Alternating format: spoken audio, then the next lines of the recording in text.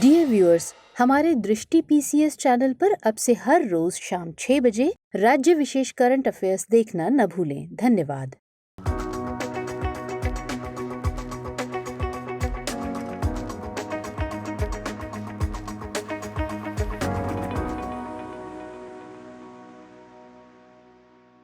दृष्टि IAS के today's GK programme में आपका स्वागत है। तो शुरुआत करते हैं पिछले सेशन के रिकैप से। तो इसका पहला प्रश्न था, कालाजार के संदर्भ में निम्नलिखित कथनों पर विचार कीजिए। कथन 1, इसमें बुखार, वजन घटना, प्लीहा एवं यकृत में सूजन और एनीमिया जैसे लक्षण देखने को मिलते हैं। कथन 2, यह लीशमैनिया नामक वायरस से होता है। कथन 3, यह सैंड फ्लाई के काटने से फैलता है। आपको बताना था कि इनमें से कौन सा या कौन से कथन सत्य है या सत्य हैं। ऑप्शंस थे A केवल 1, B केवल 3, C केवल 1 और 3 या फिर D 1, 2 और 3। तो इसका सही जवाब था C केवल 1 और 3। अगला प्रश्न, उपकर यानी सेस के संदर्भ में निम्नलिखित कथनों पर विचार कीजिए। कथन 1, यह किसी विशेष कार्य के लिए धन जुटाने के मकसद से लगाया गया एक अतिरिक्त कर होता है। कथन 2, भारतीय संविधान के अनुच्छेद 250 के मुताबिक उपकर राज्य सरकारों के साथ शेयर नहीं किया जाता है। उपर्युक्त में से कौन सा या कौन से कथन सत्य है या सत्य हैं? ऑप्शंस थे A केवल 1, B केवल 2, C 1 और 2 दोनों या फिर D ना तो 1 और ना ही 2। तो सही उत्तर था केवल 1, जो विकल्प A में दिया गया है। अगला प्रश्न, निम्नलिखित कथनों पर विचार कीजिए। 1, गवाहों को अदालतों में स्वतंत्र रूप से गवाही देने का अधिकार भारतीय संविधान के अनुच्छेद 21 के तहत एक मौलिक अधिकार है। 2, मलिमत समिति ने गवाह संरक्षण योजना की सिफारिश की थी। आपको बताना था कि इनमें से कौन सा या कौन से कथन सही है या सही हैं। विकल्प थे A केवल 1, B केवल 2, C 1 और 2 दोनों या फिर D ना तो 1 और ना ही 2। तो सही जवाब था C 1 और 2 दोनों। अगला प्रश्न, कृषि पर समझौता यानी एग्रीमेंट ऑन एग्रीकल्चर के संबंध में निम्नलिखित कथनों पर विचार कीजिए। कथन 1, इसका मकसद व्यापार बाधाओं को दूर करना, पारदर्शी बाजार तक पहुंच एवं वैश्विक बाजारों के एकीकरण को बढ़ावा देना है। कथन 2, पर्यावरण संरक्षण और क्षेत्रीय विकास कार्यक्रमों के लिए दी जाने वाली सब्सिडी ग्रीन बॉक्स में शामिल की जाती है। कथन 3, प्राइस सपोर्ट सीधे उत्पादन मात्रा से संबंधित सब्सिडी को एम्बर बॉक्स में शामिल किया जाता है। ऊपर दिए गए कथनों में से कौन सा या कौन से सही है या सही हैं? ऑप्शंस थे A केवल 1, B केवल 1 और 3, C केवल 2 और 3 या फिर D 1, 2 और 3। तो सही उत्तर था D 1, 2 और 3। बढ़ते हैं अगले प्रश्न की तरफ। निम्नलिखित में से कौन सी भाषा पुरानी हिंदी का प्रारंभिक रूप थी? A Prakrit, B Urdu, C Sanskrit या फिर D अपभ्रंश। तो सही जवाब है D अपभ्रंश। अगला प्रश्न, निम्नलिखित में से कौन से युग्म सही सुमेलित हैं? यहाँ 2 युग्म दिए गए थे, एक हार्वेस्ट फेस्टिवल और दूसरा राज्य क्षेत्र। तो पहला युग्म है 1 वंगाला नागालैंड, 2 नुआखाई ओडिशा, 3 ओणम केरल और चौथा का पोम ब्लांग नोंगक्रेम मिजोरम। तो यहाँ दिए गए कूट की मदद से आपको इन युग्म का सही उत्तर पता लगाना था। तो ऑप्शंस थे A केवल 1 और 2, B केवल 2 और 3, C केवल 1 और 3 या फिर D केवल 3 और 4। तो इसका सही उत्तर था B केवल 2 और 3। अगला प्रश्न, गगनयान के संबंध में निम्नलिखित कथनों पर विचार कीजिए। 1, इस मिशन में GSLV मार्क 3 लॉन्च व्हीकल के रूप में प्रयोग किया जाएगा। 2, इसमें सॉलिड फ्यूल इंजन का प्रयोग किया जाएगा। ऊपर दिए गए कथनों में से कौन सा या कौन से सही है या सही हैं? ऑप्शंस थे A केवल 1, B केवल 2, C 1 और 2 दोनों या फिर D ना तो 1 और ना ही 2। तो सही उत्तर था केवल 1। अगला प्रश्न, निम्नलिखित में से कौन इसरो के चेयरमैन कभी नहीं रहे हैं? A doctor Krishna Swami Kasturi Rangan, B professor MGK Menon, C professor Udupi Ramchandra Rao या फिर D doctor G Satish Reddy. तो इसका सही जवाब है डी, डॉक्टर जी सतीश रेड्डी। अगला प्रश्न, मेकेदातु जलाशय परियोजना के संदर्भ में निम्नलिखित कथनों पर विचार कीजिए। 1. इसे कावेरी और अर्कावती नदी के संगम पर स्थापित किया जाएगा। 2. इसका प्रस्ताव 1985 में लाया गया था। आपको बताना था कि इनमें से कौन सा या कौन से कथन सही नहीं हैं। ए केवल 1, बी केवल 2, सी 1 और 2 दोनों, या फिर डी ना तो 1 और ना ही 2। तो इसका सही उत्तर था केवल 2, जो ऑप्शन बी में दिया गया है। अब बढ़ते हैं इस सेशन के आखिरी प्रश्न की तरफ। हाल ही में पंडित मुन्ना शुक्ला का निधन हो गया। उनका संबंध निम्नलिखित में से किस कला विधा से था? ए कथक, बी शहनाई, सी भरतनाट्यम, या फिर डी बांसुरी। तो इसका सही जवाब था ए कथक। चलिए अब शुरुआत करते हैं आज के सेशन की। तो पहले अभ्यास प्रश्न देख लेते हैं। हमने आपसे पूछा था, निम्नलिखित कथनों पर विचार कीजिए।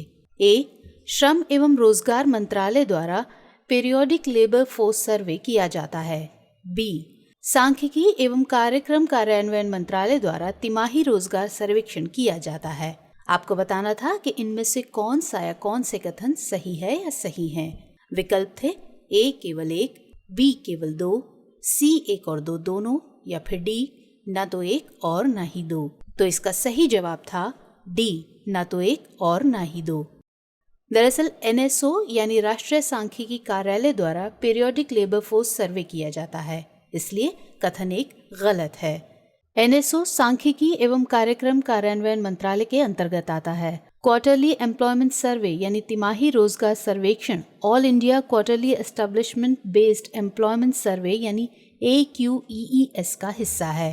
AQEES लेबर ब्यूरो द्वारा जारी किया जाता है, जो श्रम एवं रोजगार मंत्रालय के अंतर्गत आता है, इसलिए कथन 2 गलत है। इसमें 9 सेक्टरों की उन कंपनियों को कवर किया जाता है जिनमें 10 और इनसे अधिक लोग काम करते हों। ये 9 सेक्टर हैं: विनिर्माण, कंस्ट्रक्शन, व्यापार, परिवहन, शिक्षा, स्वास्थ्य, अकोमोडेशन एंड रेस्टोरेंट, IT या BPO और वित्तीय सेवाएं। तो इस तरह इसका सही जवाब था विकल्प डी। हमारे वीडियो अंग्रेजी में देखने के लिए फॉलो करें हमारा ही दूसरा YouTube चैनल दृष्टि IAS इंग्लिश। चलिए अब शुरुआत करते हैं आज के सेशन के पहले प्रश्न की। North Atlantic Treaty Organization NATO के संदर्भ में निम्नलिखित कथनों पर विचार कीजिए। 1. इसकी स्थापना वॉशिंगटन ट्रीटी के तहत हुई थी। 2. नाटो में सभी निर्णय सभी सदस्य देशों की सहमति से लिए जाते हैं। आपको बताना है कि इनमें से कौन सा या कौन से कथन सही है या सही है। हमारे विकल्प हैं ए केवल 1, बी केवल 2, सी 1 और 2 दोनों, या फिर डी ना तो 1 और ना ही 2। तो इसका सही उत्तर है 1 और 2 दोनों, जो कि विकल्प सी में दिया गया है। हाल ही में रूस और नाटो ने यूक्रेन में चल रही हलचल को लेकर वार्ता की। नाटो के मुख्यालय ब्रुसेल्स, जो कि बेल्जियम में है, में नाटो रशिया काउंसिल के बैनर तले ये बातचीत हुई। नाटो की स्थापना 1949 में नॉर्थ अटलांटिक ट्रीटी के तहत हुई थी। नॉर्थ अटलांटिक ट्रीटी को वॉशिंगटन ट्रीटी भी कहा जाता है, इसलिए कथन 1 सही है। इसके संस्थापक सदस्यों में अमेरिका, कनाडा एवं पश्चिमी यूरोपीय देश शामिल थे। नाटो में सभी निर्णय सभी सदस्य देशों की सहमति से लिए जाते हैं, इसलिए कथन 2 भी सही है। आपको बता दें कि पहली बार ऐसा हुआ है कि नाटो के शिखर सम्मेलन में चीन को ग्लोबल सिक्योरिटी के लिए खतरा बताया गया है। चीन के अलावा नाटो द्वारा रूस और आतंकवाद को भी वैश्विक सुरक्षा के लिए खतरा बताया गया है। तो इस तरह इस प्रश्न का सही जवाब हुआ सी 1 और 2 दोनों। अगला प्रश्न, निम्नलिखित कथनों पर विचार कीजिए। कथन 1, मुक्त व्यापार समझौता 2 या 2 से अधिक देशों के बीच आयात और निर्यात में आने वाली बाधाओं को कम करने के लिए एक समझौता होता है। कथन 2, संयुक्त अरब अमीरात, यूनाइटेड किंगडम, ऑस्ट्रेलिया और कनाडा के साथ भारत का द्विपक्षीय मुक्त व्यापार समझौता है। आपको बताना है कि इनमें से कौन सा या कौन से कथन सही है या सही है। ए केवल 1, बी केवल 2, सी 1 और 2 दोनों, या फिर डी ना तो 1 और ना ही 2। तो इसका सही उत्तर है ए केवल 1। दरअसल हाल ही में भारत और यूनाइटेड किंगडम ने औपचारिक मुक्त व्यापार समझौता वार्ता शुरू की। 2030 तक दोनों देशों के बीच व्यापार को दोगुना करने के मकसद से ये वार्ता शुरू की गई है। मुक्त व्यापार समझौता दो या दो से अधिक देशों के बीच आयात और निर्यात में आने वाली बाधाओं को कम करने के लिए एक समझौता होता है, इसलिए कथन 1 सही है। मुक्त व्यापार समझौता यानी फ्री ट्रेड एग्रीमेंट के तहत समझौते करने वाले देश एक दूसरे के आयात एवं निर्यात पर या तो बहुत कम या कोई भी सरकारी टैरिफ, कोटा आदि नहीं लगाते हैं। भारत ने संयुक्त अरब अमीरात, यूनाइटेड किंगडम, ऑस्ट्रेलिया और कनाडा के साथ अभी तक द्विपक्षीय मुक्त व्यापार समझौते नहीं किए हैं, इसलिए कथन 2 सही नहीं है। हालांकि इन देशों के साथ द्विपक्षीय मुक्त व्यापार समझौते को लेकर भारत की बातचीत जारी है। तो इस तरह इस प्रश्न का सही उत्तर हुआ ए, केवल 1। बढ़ते हैं अगले प्रश्न की तरफ। ग्लोबल रिस्क रिपोर्ट निम्नलिखित में से किसके द्वारा जारी की जाती है? ए, विश्व स्वास्थ्य संगठन, बी, विश्व आर्थिक मंच, सी, विश्व व्यापार संगठन, या फिर डी, अंतर्राष्ट्रीय मुद्रा कोष। तो सही जवाब है विकल्प बी, विश्व आर्थिक मंच। हाल ही में विश्व आर्थिक मंच द्वारा ग्लोबल रिस्क रिपोर्ट 2022 जारी की गई, इसलिए विकल्प बी सही है। ये रिपोर्ट हर साल जारी की जाती है और ये रिपोर्ट 5 श्रेणियों आर्थिक, पर्यावरण, भू राजनीतिक, सामाजिक और तकनीकी में जोखिम का पता लगाती है। विश्व आर्थिक मंच एक अंतर्राष्ट्रीय गैर लाभकारी संगठन है जिसका मुख्यालय स्विट्जरलैंड के जिनेवा में है। इसके द्वारा आयोजित होने वाला दावोस सम्मेलन काफी प्रसिद्ध है। तो इस तरह इस प्रश्न का सही उत्तर हो जाता है बी, विश्व आर्थिक मंच। अगला प्रश्न, मिसाइल टेक्नोलॉजी कंट्रोल रिजीम यानी MTCR के संदर्भ में निम्नलिखित कथनों पर विचार कीजिए। 1, इसकी स्थापना G7 देशों द्वारा की गई थी। 2, इसके सदस्य MTCR द्वारा नियंत्रित किए जाने वाले ड्रोन को उन देशों को सप्लाई नहीं कर सकते हैं जो MTCR के सदस्य नहीं हैं। आपको बताना है कि इनमें से कौन सा या कौन से कथन सही है या सही हैं। विकल्प है ए, केवल 1, बी, केवल 2, सी, 1 और 2 दोनों, या फिर डी, ना तो 1 और ना ही 2। तो सही उत्तर है सी, 1 और 2 दोनों। मिसाइल टेक्नोलॉजी कंट्रोल रिजीम 35 देशों के बीच एक अनौपचारिक और स्वैच्छिक साझेदारी है जिसका मकसद मिसाइल टेक्नोलॉजी एवं उन मानव रहित हवाई वाहन यानी ड्रोन के प्रसार को रोकना है जो 300 किलोमीटर से अधिक दूरी तक 500 किलोग्राम से अधिक पेलोड ले जा सकते हैं।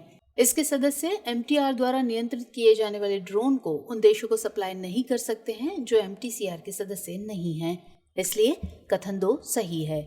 इसकी स्थापना 1987 में G7 देशों द्वारा की गई थी। इसमें निर्णय सभी देशों की सहमति से लिए जाते हैं और ये कानूनी रूप से बाध्यकारी संधि नहीं है। भारत 2016 में इसका 35वां सदस्य बना था। तो इस तरह इस प्रश्न का सही उत्तर है सी, 1 और 2 दोनों। चलिए अब अगला प्रश्न, 38वीं समानांतर रेखा किन 2 देशों को बांटती है? ए, अमेरिका और कनाडा, बी, आर्मेनिया और अजरबैजान, सी, उत्तर कोरिया और दक्षिण कोरिया, या फिर डी, तुर्की और सीरिया। तो सही जवाब है विकल्प सी, उत्तर कोरिया और दक्षिण कोरिया। दरअसल हाल ही में अमेरिका ने उत्तर कोरिया के हथियार कार्यक्रम पर प्रतिबंध लगाया है। उत्तर कोरिया द्वारा किए गए विभिन्न मिसाइल परीक्षणों के बाद अमेरिका ने ये कदम उठाया है। द्वितीय विश्व युद्ध में जापान की हार के बाद मित्र देश 1945 के याल्टा सम्मेलन में कोरिया को 4 देशों के संरक्षण में रखने पर सहमत हो गए थे, जिसे ट्रस्टीशिप प्लान कहा गया। कोल्ड वॉर के दौरान अमेरिका एवं सोवियत संघ के बीच तनातनी के कारण ये ट्रस्टीशिप प्लान असफल हो गया। इससे पहले कि कोई ठोस योजना तैयार की जा सके, सोवियत संघ ने कोरिया पर आक्रमण कर दिया। इसके बाद बनी स्थितियों के परिणाम स्वरूप उत्तर कोरिया, सोवियत संघ एवं दक्षिण कोरिया मुख्यतः अमेरिका के पाले में हो गया। 38वीं समानांतर रेखा के जरिए कोरियाई प्रायद्वीप को 2 क्षेत्रों उत्तरी कोरिया एवं दक्षिण कोरिया में विभाजित किया गया, इसलिए यहाँ विकल्प सी सही उत्तर है। चलिए अब अगला प्रश्न, दिए गए क्षेत्रों को दक्षिण से उत्तर की दिशा में व्यवस्थित करें। 1, स्पंगुर झील, बी, पैंगोंग त्सो झील, 3, देपसांग प्लेन्स और 4, हॉट स्प्रिंग्स। जो नीचे कूट दिया गया है उसकी मदद से आपको सही उत्तर चुनना है। तो विकल्प है ए, 1, 2, 4, 3, बी, 2, 1, 4, 3, सी, 3, 2, 1, 4, या फिर डी, 1, 2, 3, 4। तो इसका सही उत्तर है विकल्प ए। चीन पूर्वी लद्दाख में एक फ्रिक्शन पॉइंट से अपने सैनिकों को हटाने को लेकर तैयार नहीं हो रहा है। जब से भारत और चीन के बीच स्टैंड ऑफ शुरू हुआ है, तब से दोनों देशों ने अपनी सेनाओं को PP-14 गलवान वैली, चुशुल सब सेक्टर में कैलाश हाइट्स, पेंगोंग त्सो एवं PP-17A गोगरा पोस्ट से हटा ली हैं। अगर नक्शे पर नजर डालें तो दक्षिण से उत्तर की ओर व्यवस्थित क्रम कुछ इस प्रकार रहेगा: स्पंगुर झील, पेंगोंग त्सो झील, हॉट स्प्रिंग्स एवं देपसांग प्लेन्स। तो इस तरह इस प्रश्न का सही उत्तर है विकल्प ए। चलिए अब अगला प्रश्न। India state of forest report 2021 के संदर्भ में निम्नलिखित कथनों पर विचार कीजिए। 1. अरुणाचल प्रदेश, मणिपुर, मेघालय, मिजोरम और नागालैंड में फॉरेस्ट कवर में गिरावट देखी गई है। कथन 2. तेलंगाना, आंध्र प्रदेश और पश्चिम बंगाल में फॉरेस्ट कवर में सबसे अधिक वृद्धि देखी गई है। आपको बताना है कि इनमें से कौन सा या कौन से कथन सही है या सही हैं। ऑप्शंस हैं ए केवल 1, बी केवल 2, सी 1 और 2 दोनों, या फिर डी ना तो 1 और ना ही 2। तो इसका सही जवाब है विकल्प ए। दरअसल पर्यावरण, वन और जलवायु परिवर्तन मंत्रालय यानी MOEFCC ने India state of forest report यानी ISFR 2021 जारी की है। इसे भारतीय वन सर्वेक्षण द्वारा तैयार किया गया है। ये 17वीं India state of forest report है। ये पहली बार 1987 में प्रकाशित की गई थी। इस रिपोर्ट के अनुसार देश भर में फॉरेस्ट कवर में निरंतर वृद्धि देखी गई है, लेकिन पूर्वोत्तर में फॉरेस्ट कवर में गिरावट देखी गई है, जो चिंता का विषय बना हुआ है। तो इसका सही जवाब है विकल्प ए। अरुणाचल प्रदेश, मणिपुर, मेघालय, मिजोरम और नागालैंड में फॉरेस्ट कवर में गिरावट देखी गई है, इसलिए कथन 1 सही है। भारत का कुल फॉरेस्ट कवर 7,13,789 वर्ग किलोमीटर है, जो देश के कुल भौगोलिक क्षेत्र का 21.71% है। आपको बता दें कि 2019 में यह कुल भौगोलिक क्षेत्र का 21.67% था। तेलंगाना, आंध्र प्रदेश और ओडिशा में फॉरेस्ट कवर में सबसे अधिक वृद्धि देखी गई है, न कि पश्चिम बंगाल में, इसलिए कथन 2 गलत है। क्षेत्रफल की दृष्टि से देश का सबसे बड़ा वन क्षेत्र मध्य प्रदेश में है, इसलिए इस तरह इस प्रश्न का सही उत्तर हो जाता है ऑप्शन ए। चलिए अब अगला प्रश्न। कचाई नींबू महोत्सव का संबंध किस राज्य से है?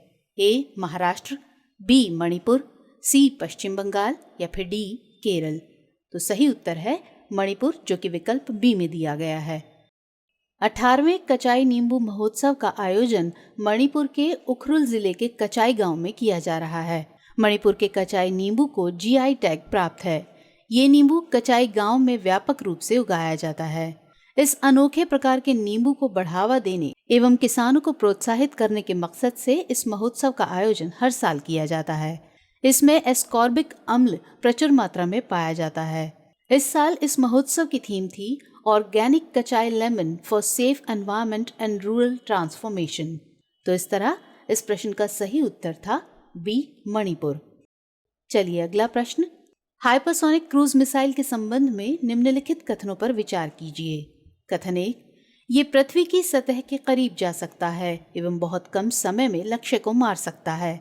कथन 2, ये ध्वनि की गति से 5 गुना अधिक गति प्राप्त कर सकता है। आपको बताना है कि इनमें से कौन से कथन सही है या सही हैं। ए केवल 1, बी केवल 2, सी 1 और 2 दोनों, या फिर डी ना तो 1 और ना ही 2। तो सही उत्तर है विकल्प सी 1 और 2 दोनों। दरअसल हाल ही में उत्तर कोरिया ने हाइपरसोनिक मिसाइल परीक्षण किया। ये पृथ्वी की सतह के करीब जा सकता है और बहुत कम समय में लक्ष्य को मार सकता है, इसलिए यहाँ कथन 1 सही हो जाता है। हाइपरसोनिक मिसाइल विकसित करने की कोशिश में उत्तर कोरिया, अमेरिका एवं चीन जैसे देशों की श्रेणी में शामिल हो गया है। ये ध्वनि की गति से 5 गुना अधिक गति प्राप्त कर सकता है, इसलिए कथन 2 भी सही है। तो इस तरह इस प्रश्न का सही उत्तर हो जाता है विकल्प सी 1 और 2 दोनों। अब बारी है आज के सेशन के 10वें और अंतिम प्रश्न की। World economic situation and prospects यानी WESP 2022 रिपोर्ट के संदर्भ में निम्नलिखित कथनों पर विचार कीजिए। कथन 1, 2022 में वैश्विक उत्पादन केवल 4.0% और 2023 में 3.5% बढ़ने का अनुमान है। कथन 2, दक्षिण एशिया को 2030 एजेंडा को प्राप्त करने में काफी कठिनाइयों का सामना करना पड़ सकता है। आपको बताना है कि इनमें से कौन सा या कौन से कथन सत्य है या सत्य हैं। विकल्प हैं ए केवल 1, बी केवल 2, सी 1 और 2 दोनों, या फिर डी ना तो 1 और ना ही 2। तो इसका सही जवाब है सी 1 और 2 दोनों। दरअसल हाल ही में संयुक्त राष्ट्र ने world economic situation and prospects यानी WESP 2022 रिपोर्ट जारी की है। इस रिपोर्ट के मुताबिक 2022 में वैश्विक उत्पादन केवल 4.0% और 2023 में 3.5% बढ़ सकता है। इसलिए कथन 1 सही है। आपको बता दें कि 2021 में वैश्विक उत्पादन 5.5% बढ़ा था। रिपोर्ट के मुताबिक दक्षिण एशिया काफी जोखिमों का सामना कर रहा है, जिसके कारण उसे 2030 एजेंडा को प्राप्त करने में काफी कठिनाइयों का सामना करना पड़ सकता है। इसलिए कथन 2 सही है और इस तरह इस प्रश्न का सही उत्तर हो जाता है विकल्प सी 1 और 2 दोनों। आइए अब बारी है आज के अभ्यास प्रश्न की। मंगोलिया के संदर्भ में निम्नलिखित कथनों पर विचार कीजिए। कथन 1, ये एक लैंडलॉक्ड देश है जिसकी सीमा उत्तर में केवल रूस और दक्षिण में चीन से लगती है। कथन 2, भारत और मंगोलिया के बीच रक्षा अभ्यास का कोड नेम नोमैडिक एलिफेंट है। आपको बताना है कि इनमें से कौन सा या कौन से कथन सही है या सही हैं। आपके विकल्प हैं ए केवल 1, बी केवल 2, सी 1 और 2 दोनों, या डी ना तो 1 और ना ही 2। तो इस प्रश्न का उत्तर कमेंट सेक्शन में देना मत भूलिएगा। मिलेंगे अगले सेशन में, तब तक के लिए स्वस्थ रहिए, सुरक्षित रहिए। जय हिंद। डियर व्यूअर्स, इस टॉपिक को अंग्रेजी में देखने के लिए देखिए हमारा इंग्लिश यूट्यूब चैनल।